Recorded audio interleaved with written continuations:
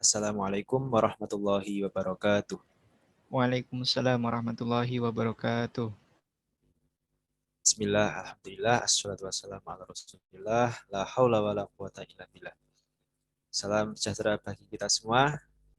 Baik, tiba saatnya bagi kelompok kami, kelompok 2 dalam mata kuliah Statistika semester 4 akan mempresentasikan materi mengenai probabilitas. Di sini ada kami, ada Danang Sulistyo, saya sendiri, juga Diki Nurmawan. Baik, langsung saja teman-teman. Kita akan langsung masuk kepada pembahasan materi pada kesempatan kali ini. Baik, kita pertama-tama akan menjelaskan mengenai definisi probabilitas itu sendiri. Nah, secara sederhana, probabilitas ini kita lebih sering menyebutnya sebagai peluang atau kemungkinan untuk suatu kejadian seperti itu. Itu secara sederhana. Kemudian menurut salah satu tokoh yakni Lin, ini mendefinisikan probabilitas itu sebagai suatu ukuran tentang kemungkinan suatu peristiwa akan terjadi di masa yang akan datang. Nah, probabilitas ini dinyatakan antara 0 sampai 1 atau dalam presentase. Jadi untuk menyatakan probabilitas ini sendiri itu maksimal itu ya 1. Terjadi itu 1 maksimal nilainya. Jadi peluang atau probabilitas 2 gitu tidak ada. Atau 3 dan seterusnya itu enggak ada. Jadi maksimal 1.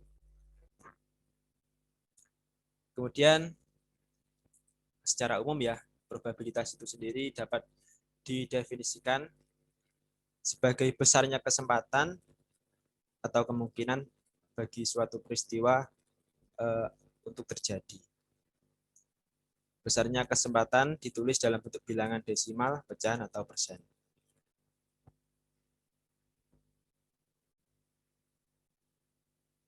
Setelah kita mempelajari tentang definisi probabilitas, kita masuk pada sejarah probabilitas. Pemikiran mengenai probabilitas ini sendiri diawali dari pertanyaan seorang bangsawan Prancis, yaitu Demer, nama lengkapnya Chevalier Demer, kepada Pascal. Dia ingin tahu bagaimana pola pembagian uang taruhan pada suatu perjudian. Jadi sejarahnya seperti itu teman-teman. Probabilitas ini pada mulanya itu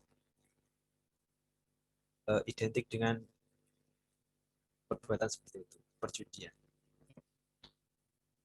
Jadi kembali pada pertanyaan Demer, yaitu ingin tahu bagaimana pola dari pembagian uang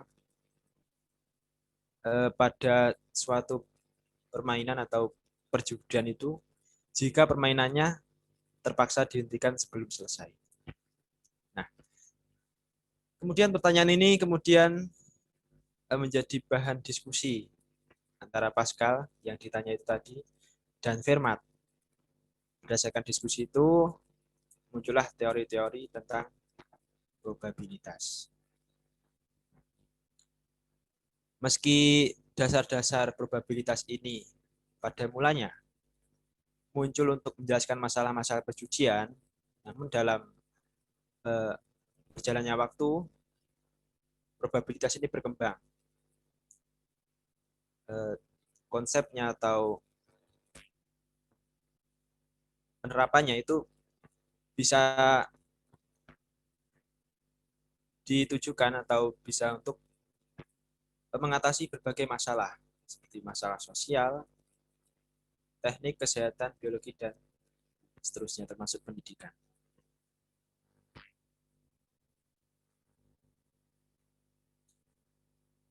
Kita sudah tahu mengenai definisi dari probabilitas, kemudian sejarahnya. Kita beranjak pada hal penting dalam probabilitas. Nah, dalam probabilitas itu sendiri ada 3 hal penting, yakni yang pertama percobaan atau eksperimen. Hal ini atau eksperimen itu sendiri merupakan pengamatan terhadap beberapa aktivitas atau proses yang memungkinkan timbulnya paling sedikit 2 peristiwa.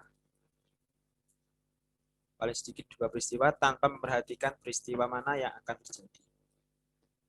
Jadi kemungkinannya itu minimal itu 2 peristiwa. Dan tidak perlu memikirkan itu akan terjadi atau tidak. Maksudnya, ya kita bicara tentang peluang ya. Nah, paling sedikit itu 2 kemungkinan. Nah, kita tidak condong ke yang satu atau yang lainnya. Ya, tapi dari kedua itu, yang minimal 2 itu tadi, bisa atau pasti akan terjadi salah satu di antaranya. Kemudian hal penting yang selanjutnya yakni hasil atau outcome. Nah, ini merupakan suatu hasil dari percobaan tadi. Dalam hasil ini, semua kejadian akan dicatat atau dapat diartikan seluruh peristiwa yang akan terjadi dalam sebuah percobaan itu tadi. Kemudian yang ketiga yakni peristiwa atau event, merupakan kumpulan dari satu atau lebih hasil yang terjadi pada suatu percobaan, eksperimen itu tadi atau kegiatan. Nah, kita sudah tahu bahwa ada 3 hal penting dari probabilitas itu tadi, yaitu percobaan atau eksperimen, hasil atau outcome, lalu peristiwa. Kita akan belajar mengenai contohnya. Seperti apa, percobaan itu seperti apa, hasil seperti apa, peristiwa seperti apa. Nah, pada saat ini kita akan lihat misal dari atau contoh dari percobaan ini atau eksperimen, yakni pertandingan sepak bola antara prodi pendidikan fisika dan prodi pendidikan matematika. Nah, itu merupakan contoh dari percobaan. Sedangkan untuk contoh dari hasil, jadi hasilnya itu ada beberapa kemungkinan. Prodi pendidikan fisika menang, prodi pendidikan fisika kalah, atau seri, draw. Tidak ada yang kalah dan tidak ada yang menang. Kemudian untuk contoh yang peristiwa, kita dapat dengan pernyataan prodi pendidikan fisika menang. Itu contoh dari peristiwa.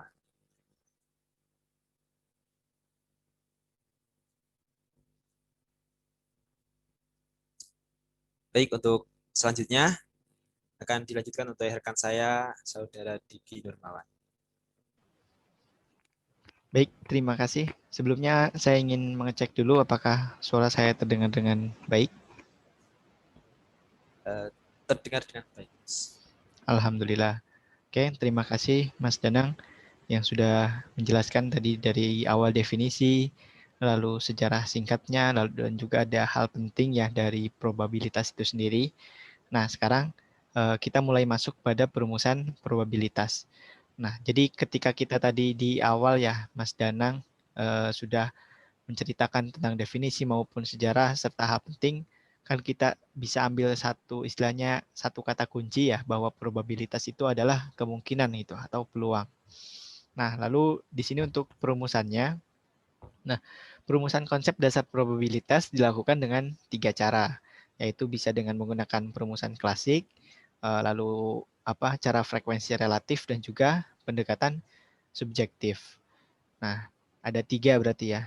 Bila kejadian-kejadian pada contoh di atas ya, bisa contoh di atas itu tadi yang istilahnya ada pertandingan sepak bola gitu ya. Nah, kita lambangkan dengan huruf besar E. Jadi kejadian-kejadiannya gitu ya. Nah, kita dapat merumuskan probabilitas kejadian E yaitu P dalam kurung E. Nah, ini istilahnya hanya penulisan rumusnya aja ya. Ini karena nantinya itu biasanya ya kalau secara matematis dituliskannya seperti ini. Tapi kalaupun mau ditulis probabilitas sama dengan ini itu juga sebenarnya nggak masalah gitu. Karena artinya sama. Oke, lanjut ya. Nah, langsung ke perumusan yang pertama, yaitu perumusan klasik. Apa sih itu perumusan klasik? Nah, perumusan klasik diasumsikan bahwa semua peristiwa mempunyai kesempatan yang sama untuk terjadi atau equality likely. Nah, di sini yang perlu digarisbawahi yang menurut saya yaitu mempunyai kesempatan yang sama. Nah, ini yang mungkin perlu kita garis bawahi dan kita ingat-ingat terus bahwa pada perumusan klasik ini semua peristiwa itu mempunyai kesempatan yang sama untuk terjadi.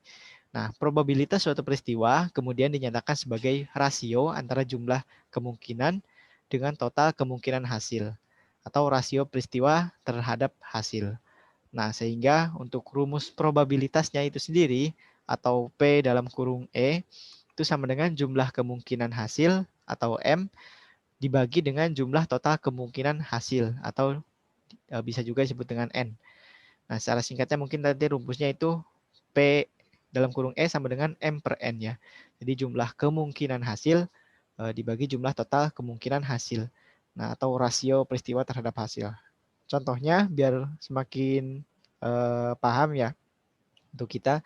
Nah, di sini pada kegiatan mahasiswa belajar, semua hasil ada yang sangat memuaskan dan juga terpuji. Nah, berarti di sini ada 3 ya, ada 3 istilahnya kategori gitu. Nah, jumlah hasilnya ada 3 dan hanya satu peristiwa yang terjadi. Maka probabilitas setiap peristiwa itu adalah jumlah kemungkinan hasilnya yaitu ya satu gitu yang terjadinya gitu. Dan jumlah total kemungkinannya ada berapa? Ada 3. Nah, jadi kan nggak mungkin si mahasiswa itu punya peristiwanya 2 gitu ya. Dia punya predikat sangat memuaskan dan juga terpuji. Nah, biasanya kan nggak, kita pasti salah satu gitu kan. Kalau nggak ya sangat memuaskan, kalau nggak ya terpuji gitu. Nah, antara salah satu. Nah, jadi jumlah total kemungkinan itu ada 3, sedangkan peristiwanya itu ada 1. Sehingga untuk rasionya itu sendiri atau probabilitasnya itu sendiri, yaitu jumlah kemungkinan hasil dibagi jumlah total, sehingga 1/3. Nah, ini insya Allah teman-teman pasti sudah paham ya, karena ini masih cukup sederhana. Nah, untuk selanjutnya yaitu perumusan relatif. Nah, probabilitas suatu kejadian tidak dianggap sama tergantung dari berapa banyak suatu kejadian terjadi yang dinyatakan sebagai berikut. Nah, sebelum kita lanjut, di sini yang perlu digarisbawahi yaitu suatu kejadian tidak dianggap sama tergantung dari beberapa banyak suatu kejadian terjadi. Nah, kita flashback lagi ke belakang bahwa di sini kan kalau di klasik itu semua peristiwa itu mempunyai kesempatan yang sama gitu ya untuk terjadi. Nah, berbeda di perumusan relatif itu peluang itu enggak, istilahnya enggak semuanya dianggap sama gitu. Nah, jadi tergantung dari banyaknya suatu kejadian terjadi. Nah, sehingga dapat dinyatakan seperti ini rumusnya, probabilitas relatif ya, kita bacanya seperti itu aja. Probabilitas relatif itu sama dengan jumlah peristiwa terjadi dibagi dengan jumlah total percobaan. Nah, jadi kalau tadi itu istilahnya yang di klasik itu peluang itu dianggap sama gitu. Nah, di sini enggak. Jadi tergantung suatu kejadian terjadi. Contohnya Di sini dari kegiatan belajar mahasiswa dapat dilihat hasilnya pada wisuda sarjana Universitas Pancabudi tahun 2007 sebanyak 800 orang mahasiswa. 500 orang lulus dengan memuaskan, 200 orang dengan sangat memuaskan, dan 100 orang dengan predikat terpuji. Maka probabilitas lulus memuaskan adalah 500 orang per total percobaannya berapa? 800. Sehingga besarnya probabilitas itu sebesar 0,625. Nah, untuk yang lulus dengan sangat memuaskan, yaitu jumlah yang peristiwa terjadi yang di predikat sangat memuaskannya itu berapa gitu. Nah, dibagi dengan jumlah total percobaannya ada 800, maka untuk probabilitasnya menjadi 0,25 dan sisanya lulus dengan predikat terpuji 100 orang dibagi dengan jumlah total percobaannya itu atau jumlah total mahasiswanya ya itu ada 800 orang sehingga probabilitasnya itu probabilitas relatif ya 0,125.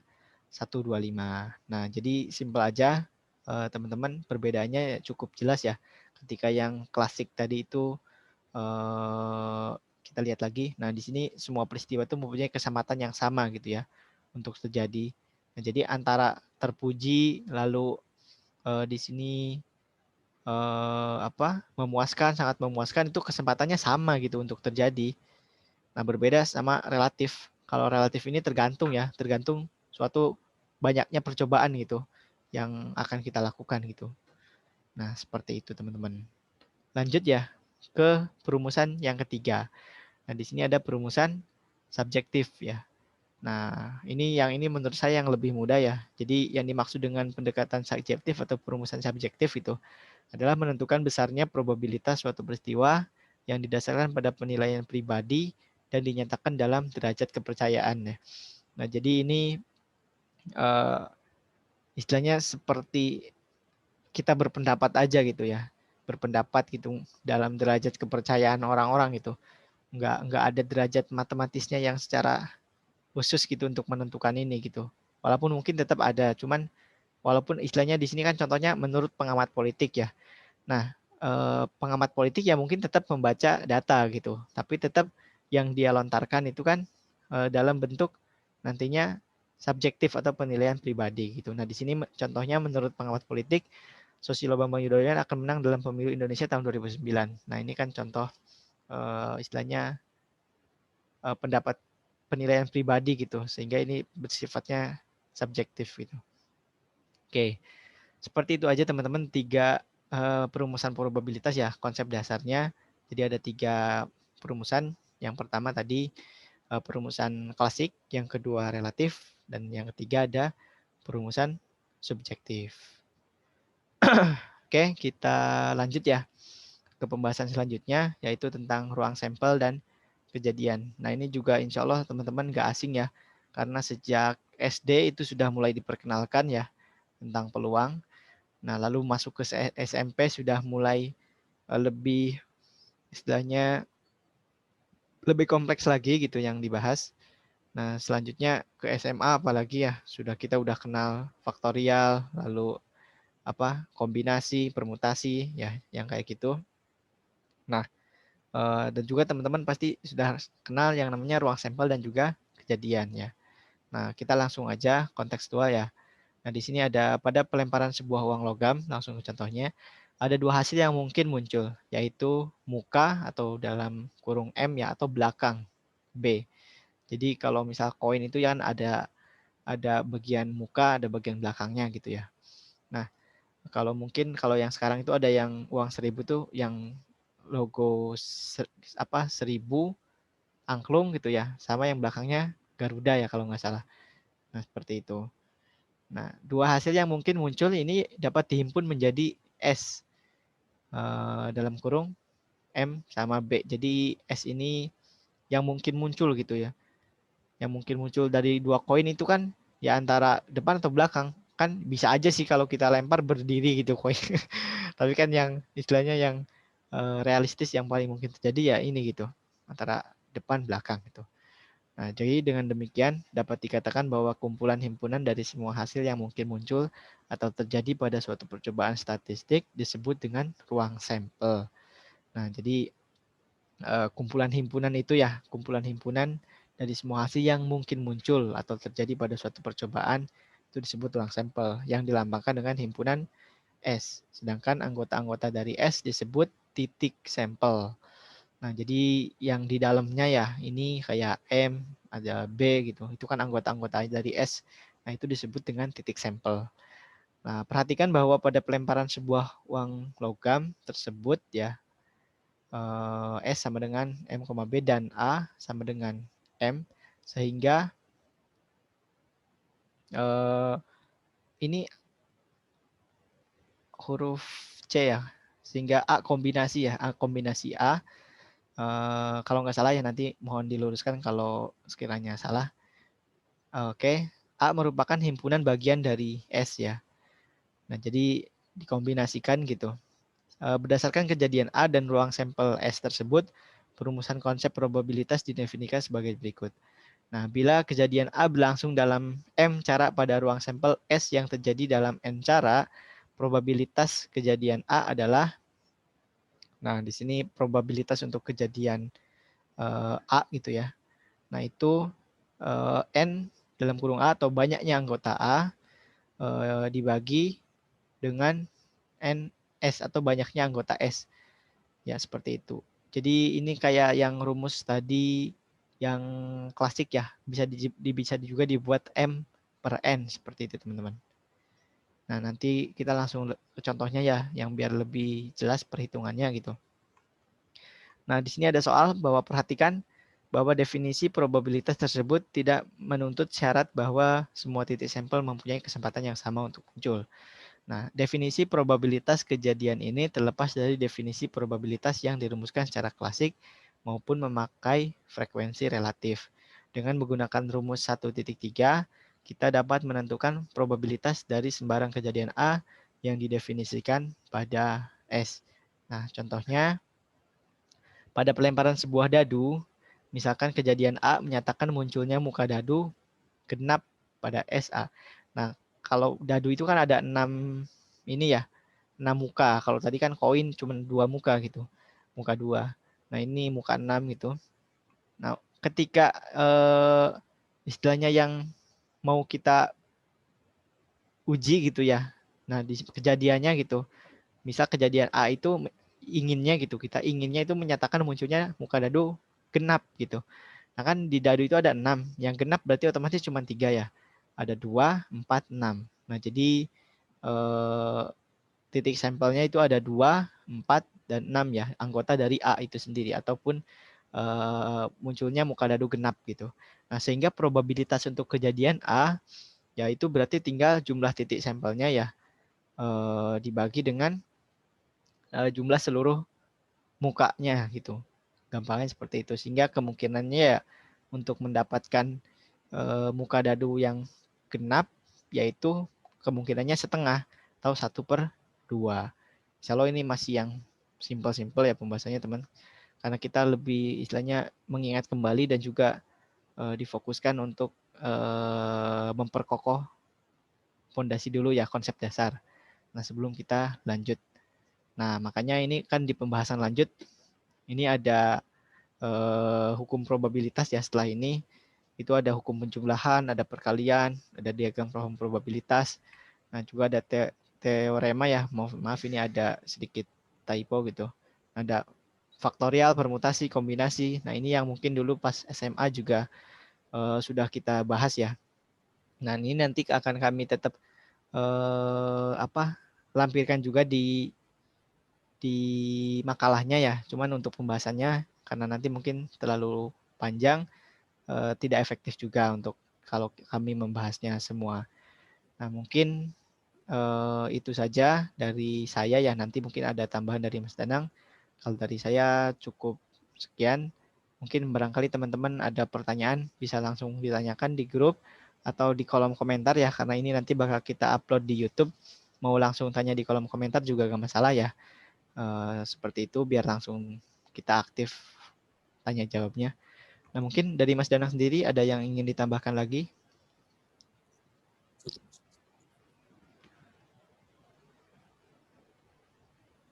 Cek, halo.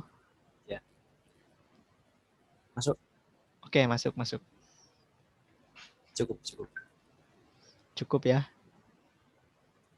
Mungkin Mas Danang yang mau closing? Ya. Oke. Baik, saudara-saudara sekalian, teman-teman mahasiswa, itulah dari kami kelompok 2 yang dapat kami sampaikan mengenai probabilitas.